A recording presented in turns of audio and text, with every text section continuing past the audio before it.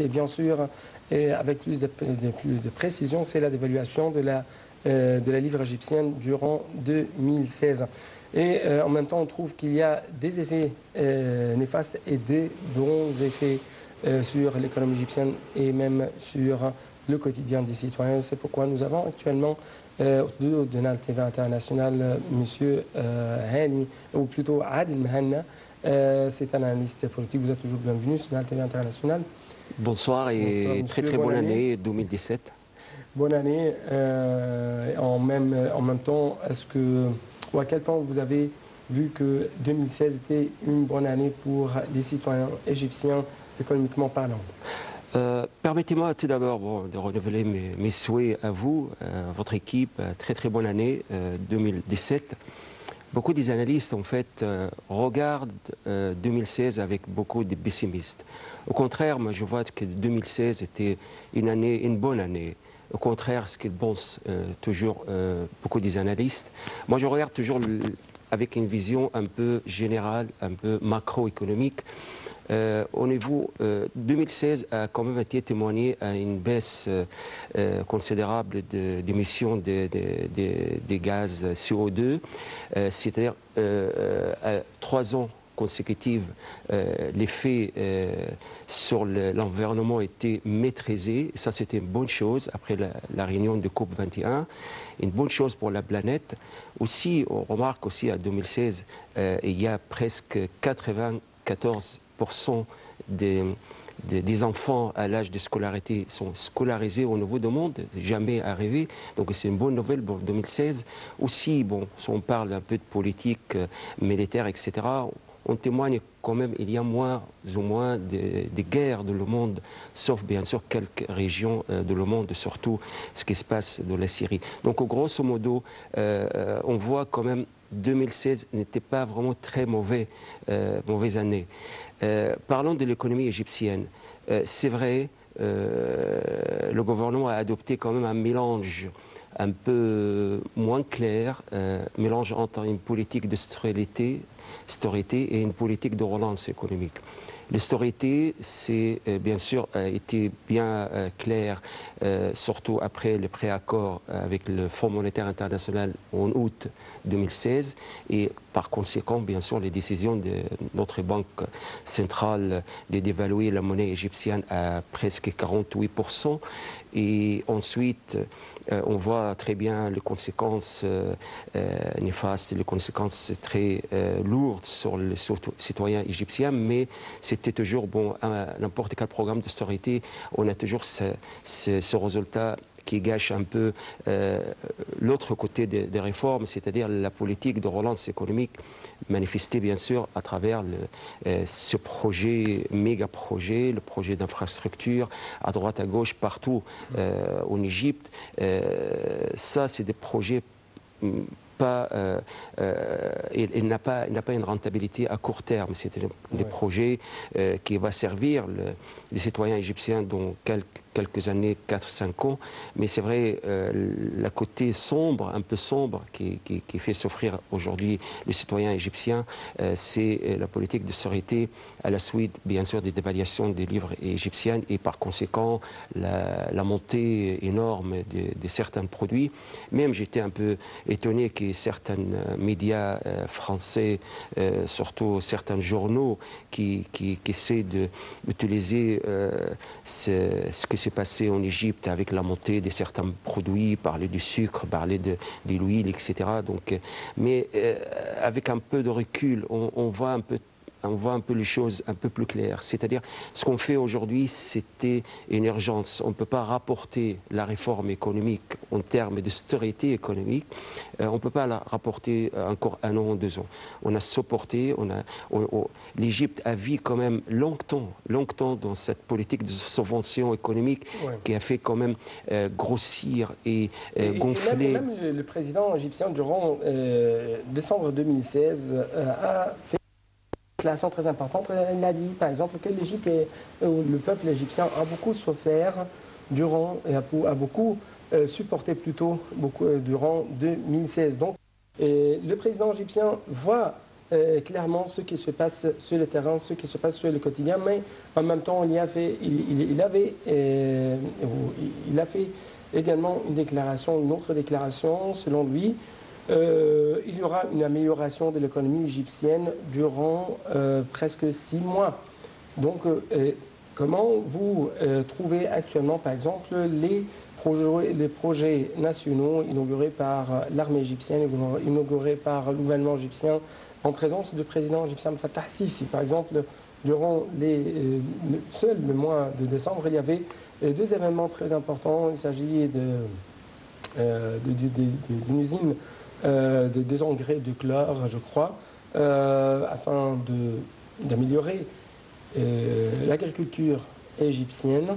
Et en même temps, on trouve qu'il y a des projets afin de sécuriser l'alimentation pour les Égyptiens. C'est un projet de pisciculture de 4000 cages de pisciculture qui a été inauguré à côté du canal de Suez. Bien sûr, mais surtout la visite historique de Monsieur le Président le gouvernorat de Port Saïd. Vraiment, c'est Port Saïd et Ismaïlia. En fait, moi, je regarde un peu avec beaucoup de... je préfère pas donner une date limite, c'est-à-dire le piège dans 100 jours, le piège des 6 mois, etc. Mais on laisse les choses dérouler de façon sérieuse. Déjà, bon, le travail avance d'une façon énorme. Même quand je me déplace, je sors de Caire, aller à Port Saïd ou aller à Alexandrie ou descendre dans le sud, on constate quand même il y a quand même du travail, il y a quand même de quoi féliciter les hommes qui travaillent jour et nuit pour améliorer, pour faire des progrès au niveau d'infrastructures, de ponts liés, création de nouvelles villes, etc. Tout ça, c'est un bon signe pour 2017. Mais quand même, je regarde un peu la date limite, ce n'est pas tout à fait souhaitable, parce qu'on ne sait jamais, on le sait toujours avec les changements qui se passent dans le monde. Parce que l'économie égyptienne n'est pas tout à fait isolée de l'économie mondiale. Donc on attend comment on va se porter. Vous voulez dire qu'il y a des fluctuations au niveau bien sûr. De l'économie mondiale. Bien sûr. Mais au début de cette émission, vous avez mentionné la CO2. Et en fait, on trouve que l'Égypte essaye de faire une sorte de révolution verte à travers l'utilisation ou l'emploi de quelques technologies très sophistiquées dans le domaine de l'agriculture. Est-ce que vous avez, durant votre voyage ici en Égypte, est-ce que vous avez touché ou trouvé ce que je viens de vous annoncer? Écoutez, je n'ai pas vraiment visité ces projets, mais ce que je constate, bien sûr, c'est qu'il y a cette attention très remarquable de la part du gouvernement d'aller vers l'énergie renouvelable, etc. Et moi, je me félicite parce que moi, autant que président d'une association basée à Paris, on travaille sur la question de développement durable, y compris, bien sûr, l'énergie renouvelable. On souhaite toujours qu'on avance dans ce dossier et surtout que les liens entre la France et l'Égypte depuis la visite de M. Hollande étaient vraiment porteuses de beaucoup de projets et la coopération avec l'Agence française de développement. Tout cela quand même donne beaucoup de relance et de coups de boost pour le projet dans l'énergie renouvelable. Ce qui est admirable dans notre politique égyptienne ici, dans le domaine de l'environnement, il y a quand même cette variation. C'est-à-dire d'un côté, on s'intéresse par l'installation de centres nucléaires et en négociation en cours avec la Russie, c'est une bonne chose. Et en même temps, ça veut dire pas qu'on néglige ou on ferme la porte devant tout ce qui est énergie renouvelable.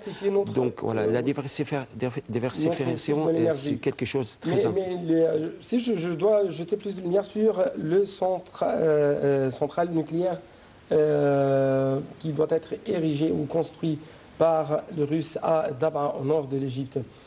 Cela va nous donner un élan ou un grand élan dans le domaine économique, parce que l'Égypte essaie d'assurer l'énergie afin de faire une sorte de base industrielle très importante sur le terrain.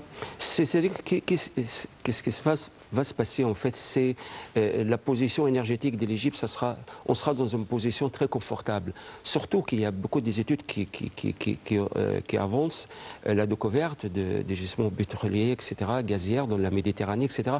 Donc à ce moment-là, l'Égypte peut, dans quelques années, redevenir encore une fois un pays exportateur de pétrole, un pays exportateur de gaz. Tout cela, et il a quand même ses effets positifs sur l'économie égyptienne, c'est-à-dire tout ce qui est subvention pour l'énergie, etc. Donc ça va diriger vers d'autres priorités pour la population égyptienne. Donc le dossier de l'énergie est marqué par cette diversification, comme vous venez de citer, mais le projet pour 2017, c'est quelque chose, on ne peut pas le nier, on voit très bien, même les médias, moi je félicite aussi les médias égyptiens, ils ont commencé quand même de mettre la lumière sur ce projet. Oui. Parce qu'en fait... Malheureusement, comme vous venez de dire, les médias occidentaux n'essayent pas de jeter la lumière que sur les crises. Tout à fait. En fait, il y a deux déclarations très importantes ou des initiatives très importantes. Plutôt, en 2018, l'Égypte va réaliser une autosuffisance dans le gaz naturel. Autre nouvelle très importante, l'Égypte essaye d'être si je peux dire, un centre d'énergie régional.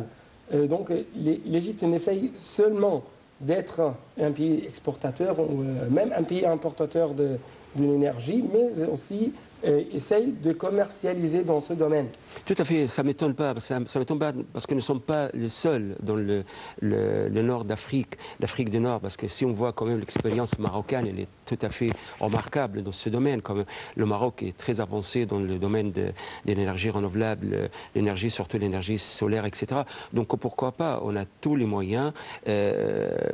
Tous les données, soit géographiques, soit techniques, etc., nous donnent quand même l'occasion, nous donnent la chance, la possibilité d'être aussi un centre remarquable dans la fabrication de tout ce qui touche les énergies renouvelables. Nous ne sommes pas les seuls dans la zone des Maghreb et de Machrik. L'énergie renouvelable, mais aussi dans l'industrialisation et la commercialisation du pétrole. Tout à fait. Ce que je veux dire, en fait, pour transmettre un message quand même d'optimisme pour nos citoyens, parce que quelquefois les gens demandent, mais ça sert à quoi ces projets? Ça sert à quoi d'ouvrir, inaugurer, travailler dans l'énergie renouvelable, etc. Il faut qu'on passe le message. De temps, de travail. Le message doit être plus clair. C'est-à-dire, plus qu'on est moins dépendant de l'extérieur, concernant l'importation de pétrole, plus qu'on est autonome du point de vue énergétique, là, le résultat, ça va quand même des effets positifs sur la balance commerciale, d'abord, et on va réduire quand même le déficit public de l'État. Donc à ce moment-là, il y aura quand même une position plus confortable pour le gouvernement pour rendre quand même les citoyens dans une situation très confortable ou plus confortable par rapport à l'année 2016. Donc le message, je vois qu'il faut lier tout ce qu'il fait le gouvernement et avec la situation ou la position d'un citoyen classique qui souffre aujourd'hui, mais il faut le dire, ça sert à quoi ce projet pour vous? Donc avec bien sûr des mots simples. J'étais heureux quand j'ai pris le métro il y a quelques jours au Caire. Quand même, il y a certaines missions qui passent dans quelques minutes qui expliquent un peu l'expression économique. C'est quoi la dévaluation des livres égyptiens? Ça sert à quoi? C'est quoi l'inflation? Comment peut-on faire pour faire face à l'augmentation des prix, etc. Il y a le petit message. L'inflation, comment nous pouvons faire face à l'inflation? Pardon? Je suis un peu grippé. Bon, l'inflation, on retourne quand même ce qu'on appelle... À partir de la politique qui est suivie de la part du gouvernement. C'est-à-dire, pourquoi pas, on évoque quand même l'autoproduction. Avant, à notre génération, on voyait la maman à la maison, la mère des familles, elle fabrique elle-même ce qui est essentiel pour la maison. Donc pourquoi pas, on retourne à cette notion de l'autoproduction. Pourquoi on est toujours dépendant de ces industries d'alimentation, etc., prêt-à-porter? Pourquoi tout le monde maintenant, il vit sur le produit importé, etc. Donc on peut faire face avec quelques missions, quelques messages rapides aux mères des familles, etc. pour effectivement diminuer notre dépendance à tous les produits exposés au marché avec un prix insupportable. Et nous avons une déclaration très importante faite il y a quelques jours par par des responsables des investisseurs émiratis. Selon eux, l'Égypte, c'est le plus grand marché d'investissement au Proche-Orient. En fait, moi, ce que j'ai souvent, comme faisait la Chine il y a plus de 20 ans, que l'Égypte devient. C'est-à-dire, vous êtes avec... vous travaillez avec un pays qui est bientôt 100 millions d'habitants, donc c'est un grand marché, le plus grand marché dans le Moyen-Orient, donc c'est un avantage. Et en plus, avec bien sûr la politique monétaire adoptée par la Banque centrale égyptienne, bien sûr ça donne l'occasion pour les capitaux étrangers pour que les investissements soient plus portables, la rentabilité des investissements, ça sera plus remarquable. C'est-à-dire, ça ne m'étonne pas, cette déclaration, que vraiment l'Égypte, si on fait les calculs, investir en Égypte, bien sûr, c'est une bonne chose. Le taux de rentabilité, ça sera plus remarquable, surtout avec la dévaluation des livres égyptiennes. Et aussi avec cet élargissement, cette masse énorme de consommateurs, etc. Mais aussi, il faut lier, comme je disais toujours, lier les investissements étrangers, lier ça avec la création d'emplois pour les jeunes égyptiens. Oui. Autre question en ce qui concerne la dévaluation de la livre égyptienne. Il s'avère que la bourse égyptienne est devenue la plus grande gagnante de cette politique monétaire. En même temps, on trouve qu'il y a de plus en plus des investissements qui sont attirés après cette décision bien sûr monétaire. Vous avez des explications à faire à propos de ce point? En fait, moi, je regarde un peu avec quelques hésitations par rapport à la bourse, parce que la bourse, on peut pas, c'est vrai, quelquefois c'est un miroir de l'économie, n'importe quelle économie, mais bon, la bourse, il y a beaucoup de facteurs qui jouent dans la bourse, et surtout que cette mentalité de gagner rapidement. Donc, je ne peux pas vraiment compter trop sur le résultat. Et ce qu'affiche la bourse, n'importe quel pays, quand même, c'est les spéculations, etc. Mais, bien sûr, comme je disais tout à l'heure, l'Égypte, si on met avec le début de 2017, l'Égypte, un pays attractif, séduisant et des investisseurs étrangers, si on met ça, le slogan de cette année, je crois que ça sera une bonne chose. Oui. En ce qui concerne, par exemple, la hausse des prix sur le marché, comment vous évaluez les étapes ou les pas entrepris de la part du gouvernement égyptien afin de faire face à ce défi vraiment dont souffrent les citoyens quotidiennement? En fait, moi, je suis désolé de dire qu'il y a des ordres, une sorte de désordre très remarqué dans le marché. C'est-à-dire, par exemple, moi, je reçois aujourd'hui des messages, bon, quand je monte à Paris, peut-être il y aura une augmentation des prix d'essence. Donc, on sait quel jour l'essence va augmenter le prix d'essence à Paris, en France, et à quel degré, à quelques centimes, à 1 euro, etc. Donc on sait qu'il y aura une augmentation de certains produits. On sait, pour les tabacs, par exemple, chaque année, on sait que le gouvernement annonce qu'il y aura une augmentation du prix des tabacs. Donc les choses, il y a une certaine transparence. Mais ce que j'ai remarqué ici, on ne sait pas si j'achète un paquet de cigarettes ou j'achète d'autres produits aujourd'hui, je ne sais pas, dans quelques heures, peut-être les prix changent. Donc ça, c'est vraiment quelque chose qui me frappe sur la maîtrise des prix locaux. Vous appelez à plus de transparence. Plus de transparence et plus de contrôle. C'est-à-dire, nous ne sommes pas vraiment... quelquefois, j'ai l'impression qu'on vit dans une économie très libérale. Donc, on laisse le produit, l'offre et la demande. Mais être dans une économie libérale, c'est une chose. Mais dans une économie désordonnée, chaque commerçant, elle a les libertés de remonter les prix quand il veut. C'est pourquoi le président égyptien Fattah Sisi a appelé les hommes d'affaires et à coopérer avec le gouvernement afin de maîtriser la hausse des prix. Moi, ce que je répète toujours, c'est le moment maintenant comme je disais tout à l'heure, 2017, c'est le slogan « Investir en Égypte ». Aussi, 2007, retour à notre secteur privé. J'ai remarqué il y a quelques années, il y a certains éloignements entre le gouvernement et le secteur privé. Je crois que, j'espère bien, je souhaite qu'en 2007, il y aura cet rapprochement des objectifs entre gouvernement et secteur privé. On ne peut pas avancer avec un seul pied. On a besoin des deux pieds pour avancer. Les deux pieds, c'est le gouvernement, le secteur public et le secteur privé. Donc je souhaite cette année... Vous appelez à plus de coopération, mais vraiment, il y a une coopération entre le secteur public et même entre l'armée et le secteur privé dans les grands projets nationaux.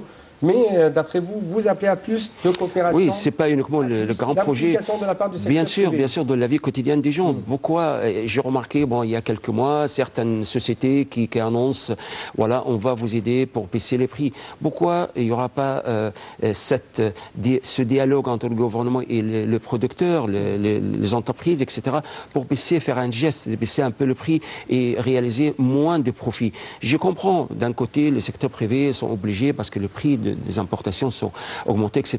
Mais avec le dialogue, avec l'acceptation de ces entreprises, de baisser un petit peu le prix, donner un geste qui explique, voilà, nous sommes avec vous, nous sommes avec les citoyens, etc. Ça serait une bonne chose. En fait, Monsieur Adel Mahan, permettez-moi de vous dire que le gouvernement égyptien donne des prêts bancaires, donne des facilités de prêts bancaires, donne la terre, et même il y a récemment une loi d'investissement, une nouvelle loi sur l'investissement afin d'accélérer les procédures, ainsi de suite. Mais en même temps, il y a toujours cet appel de la part du gouvernement afin, à l'égard des investisseurs, à l'égard des hommes d'affaires, de coopérer avec les autorités égyptiennes afin de rendre et d'améliorer la vie quotidienne des Égyptiens. Mais tout ce que je souhaite, en fait, tout ce que je souhaite aussi, je souhaite pour 2017 aussi, bon, je lance beaucoup de slogans aujourd'hui, investir en Égypte et coopération, secteur public, gouvernement, et je lance encore une fois le dernier mot, c'est pour nos citoyens, donc allez, on produit plus, mais on consomme moins pour vivre mieux. Si on met ce slogan pour cette année, c'est-à-dire tout le monde parle des prix, etc., mais la production, notre capacité d'être compétitive. Deux veines pour récupérer, pour que l'économie égyptienne récupère sa santé avec plus de précision, c'est... Produire plus, consommer moins. Produire. Non, pas austérité, mais produire plus, c'est-à-dire la production, augmenter la production, c'est la tâche de tout le monde. Produire plus de production, moins de consommation quand même. Oui. Plus de production, vivre moins mieux. de consommation. Je dois clôturer cette partie de notre discussion. Merci beaucoup, M. Adel Mahan, notre analyste. Bonne année à vous. Bonne année, chers téléspectateurs. Et dans la troisième partie de cette édition, nous allons jeter plus de lumière sur les grands axes de la politique égyptienne durant 2016, durant même 2017 et les grands accomplissements réalisés par la politique égyptienne à l'étranger.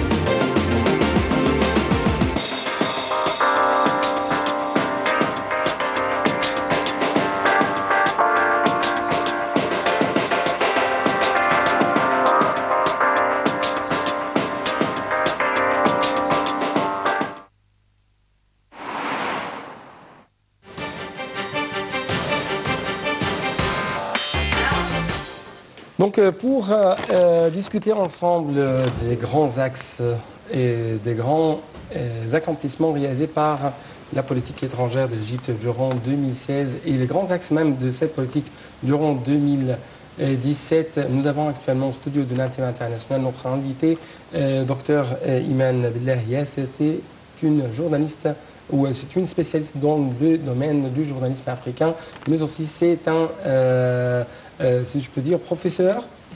Assistante à l'Institut.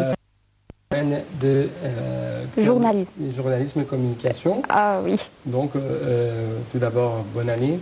Bonne année à vous, à tout le monde, à l'Égypte. De bons jours durant 2017.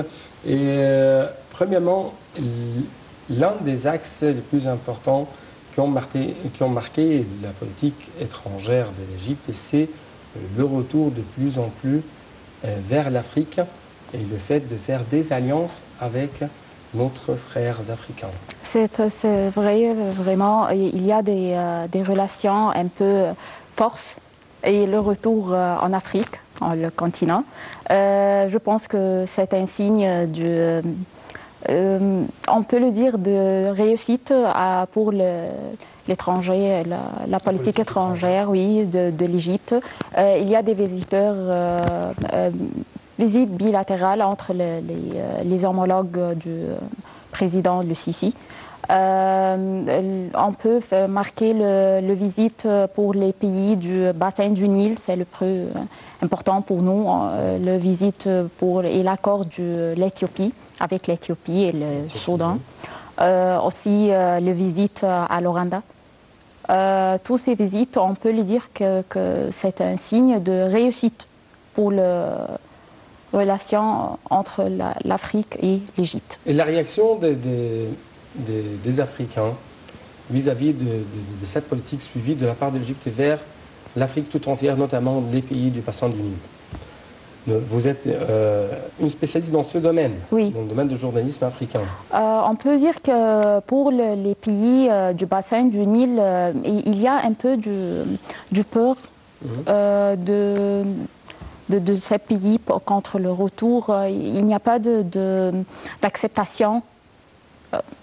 On voit que l'Éthiopie dit que la démonstration entre l'Éthiopie, que c'était par l'ONU, et il nous dit que c'est l'Égypte qui fait ça. Mais on peut dire que c'est façon de réussite. Reformuler ce que vous voulez dire? Il y avait des protestations dans l'Éthiopie, oui. L'Égypte a été accusée par les autorités éthiopiennes. Oui, que c'est l'Égypte qui dit pour le Romo de faire cette démonstration. Manifestation, protestation, vous oui, dire, oui, oui. de protestation contre les autorités éthiopiennes. Oui. L'Égypte a nié toute implication dans de tels événements parce que ce sont des événements intérieurs. Il y a des causes intérieures, ce ne sont pas à cause de l'Égypte, mais il y a toujours mais il y a une accuse entre oui, les Allemands et les Oromo, par exemple, le peuple de Oromo ou d'autres peuples éthiopiens. Oui, oui, c'est vrai. Oui. Autre question, c'est l'Égypte a pu acquérir un siège au sein du Conseil africain de la paix et de la sécurité. C'est un bien sûr de le Conseil, oui. Oui. Et c'est comment l'Égypte a pu acquérir, pourquoi a pu acquérir ce siège?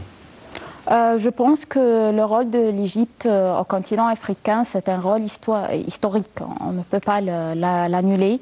Et prendre quelque chose du signe du Conseil de sécurité, que c'est une chose un peu, on le peut dire, c'est... Le Conseil de sécurité de l'Union africaine, pas de l'ONU. Hein. Oui, oui, de l'Union africaine, oui. Nous donne un peu de réussite pour les relations entre l'Égypte et le continent africain et donne la confiance entre l'Égypte et la politique extérieure aussi de l'Égypte. Oui. Oui. Autre question, bien sûr, l'un des accomplissements de la politique étrangère de l'Égypte, c'est l'Égypte a pu avoir un siège non permanent au sein du Conseil de sécurité de l'ONU. Oui. Donc, de votre point de vue, comment l'Égypte a pu arriver à obtenir ce siège? Pour moi, je pense que ce siège, c'est pas facile à l'Égypte de l'arrêter, mais on peut faire un peu plus du travail pour dire que nous sommes en Égypte, qu'on peut faire la sécurité et on peut le confirmer avec le continent africain, je pense. Mais ce n'était pas une chose facile. Il y a un grand peur, on peut le dire. Oui. Je dois, avec plus de précision, jeter la lumière sur votre domaine de spécialisation. De communication, donc. Bien sûr. Vous avez actuellement vu qu'il y a une loi sur le journalisme. La nouvelle loi de communication. Vous avez quelques remarques à faire à propos de cette loi? On a fait une conférence chez nous pour donner une imagination d'une nouvelle loi, comme dans une conférence, c'était l'année précédente. Pour donner comme une imagination comme ça à propos de la loi. Je pense qu'il faut faire un peu de liberté et aussi de contrôle, les deux. Comment? De contrôle pour la communication, on peut le dire comme les télévisions, mais c'est pas la télévision égyptienne, mais la télévision... Mais des médias privés? Oui, privés. Je pense qu'il faut faire un peu de contrôle. Il y a beaucoup de problèmes aux télévisions privées et aux chaînes privées aussi. Oui. Et bien sûr, l'un des éléments qui affectent beaucoup les relations entre les États, c'est les médias. Et en même temps, on trouve que les terrorismes essaient de plus en plus de peser sur les relations internationales.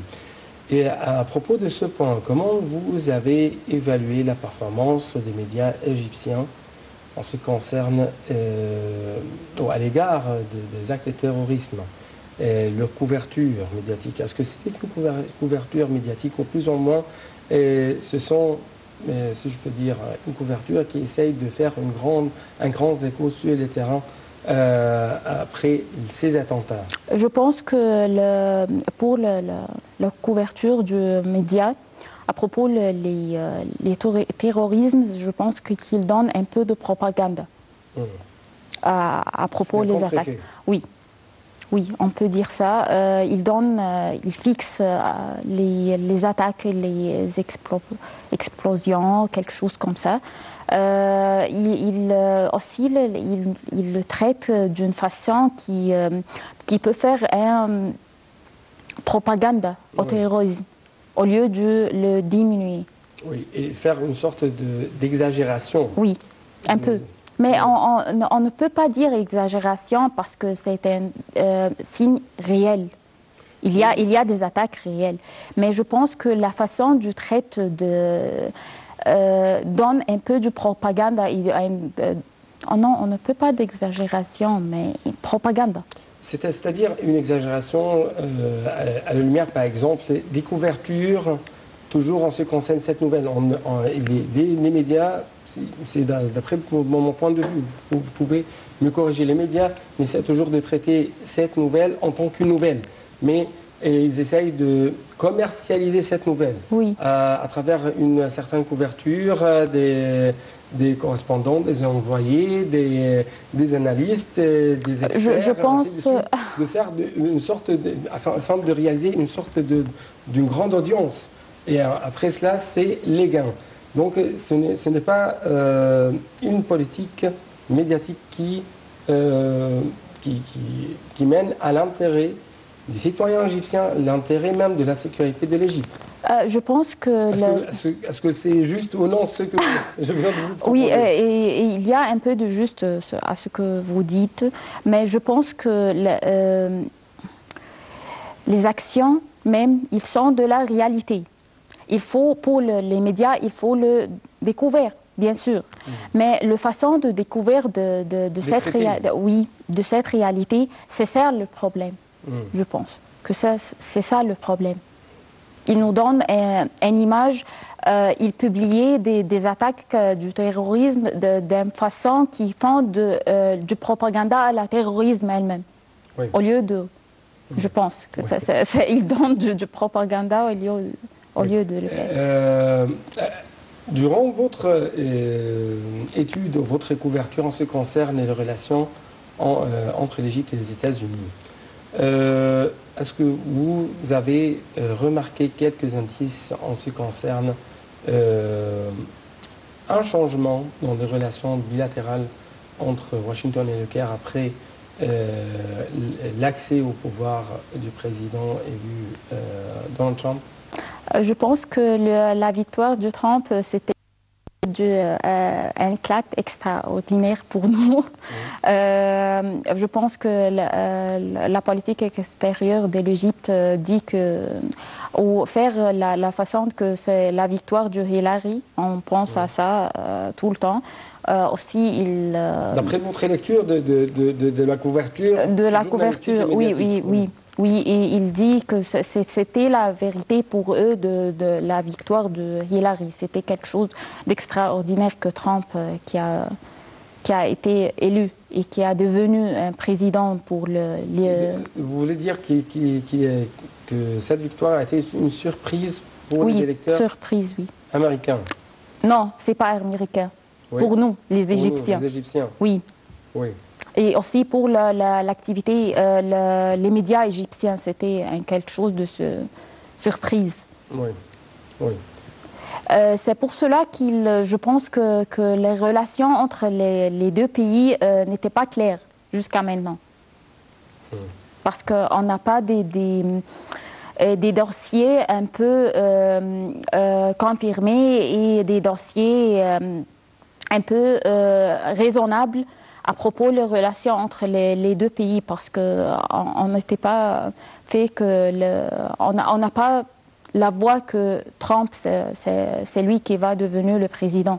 Oui, est-ce que cela est dû à l'effet du jeu des médias américains Parce que les médias américains donnent l'impression que Hillary qui va réussir. Oui, c'est ça.